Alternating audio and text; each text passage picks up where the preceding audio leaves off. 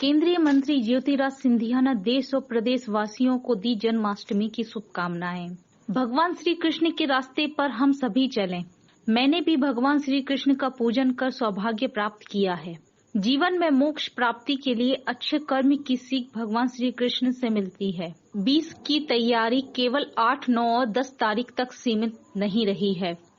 यह पूरा साल भारत की G20 की अध्यक्षता का वर्ष रहा है। प्रधानमंत्री मोदी जी ने खुद एक कार्यक्रम में रुचि ली है। ये अंतर्राष्ट्रीय कार्यक्रम भारत की राजधानी के अलावा मुंबई और 2-3 अन्य शहरों तक सीमित होते थे, लेकिन 52 शहरों में इस बार कार्यक्रम हुए हैं। हमें बहुत गर्व है। इन 52 शहरों में ग्वालियर भी शामिल रहा है। B20 का कार्यक्रम पिछले हफ्ते ही ग्वालियर में आयोजित किया था।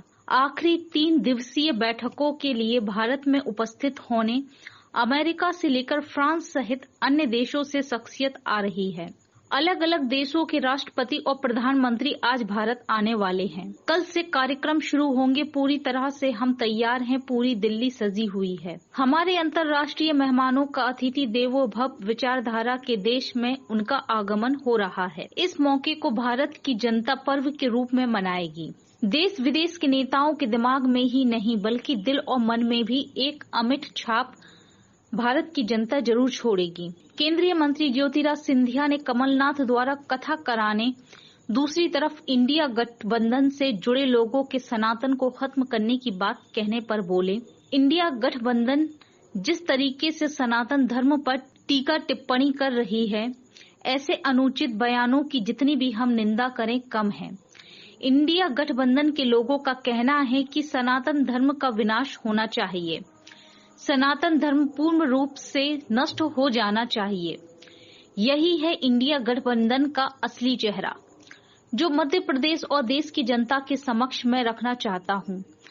ये एक गुट 28 दलों की देश को विनाश के पथ पर ले जाने के लिए, सनातन धर्म को नष्ट करने के लिए, भ्रष्टाचार व्यापक करने के लिए, तुष्टीकरण व्यापक करने के लिए, यही इनका असली चेहरा है। जन्माष्टमी के पर्व पर मेरे तरफ से सभी हमारे प्रदेशवासियों को हृदय की गहराइयों से बहुत बहुत बधाई। भगवान श्री कृष्ण के दिखाए हुए रास्ते पे हम लोग सब चलें। कल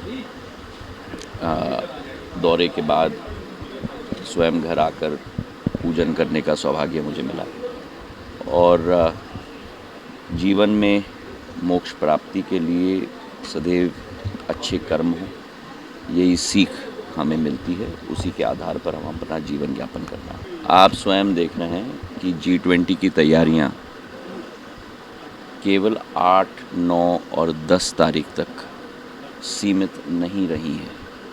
यह पूरा वर्ष भारत की अध्यक्षता, G20 की अध्यक्षता का वर्ष रहा है और प्रधानमंत्री जी ने स्वयं एक एक कार्यक्रम में रुचि लेकर, जो पूर्व में अंतर्राष्ट्रीय कार्यक्रम भारत में केवल राजधानी मुंबई और 2-3 और शहरों तक सीमित होती थी, 52 शहरों में इस बार कार्यक्रम हुए, जिस पर हमें बहुत गर्व है। उन 52 शहरों में ग्वालियर भी शामिल है।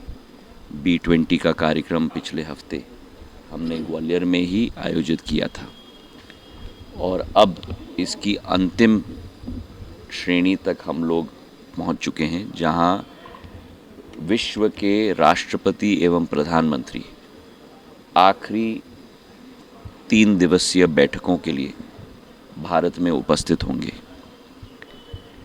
अमेरिका से लेकर, फ्रांस से लेकर, UK से लेकर एक एक देश, ब्राज़ील हो, इंडोनेशिया हो, सभी के राष्ट्रपति और प्रधानमंत्री आज भारत आने वाले हैं 7 की रात को और कल से कार्यक्रम शुरू होगा।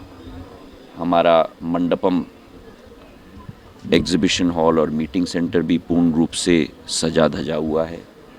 पूर्ण दिल्ली सजी हुई है और मुझे पूरा विश्वास है कि हमारे अंतर्राष्ट्रीय नेतागण अतिथि देवो भव की विचारधारा के देश में स्वयं उनका आगमन हो रहा है और भारत की जनता इसे पर्व के रूप में मनाएगी और वही एक अमिट छाप देश विदेश के नेताओं के दिमाग में केवल नहीं लेकिन उनके दिल और मन में भी एक अमिट छाप भारत की जनता जरूर छोड़ेगी। इंडिया गठबंधन जिस तरीके से सनातन धर्म पर टीका टिप्पणी कर रही है,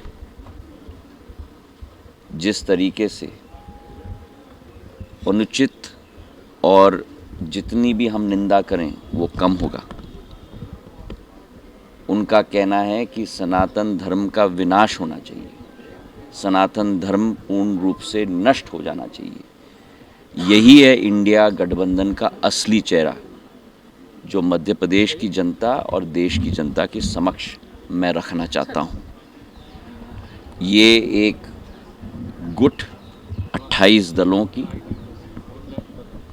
देश के को विनाश के पथ पे ले जाने के लिए, सनातन धर्म को नष्ट करने के लिए, भ्रष्टाचार व्यापक करने के लिए, तुष्टीकरण व्यापक करने के लिए, यही इनका असली चेहरा है।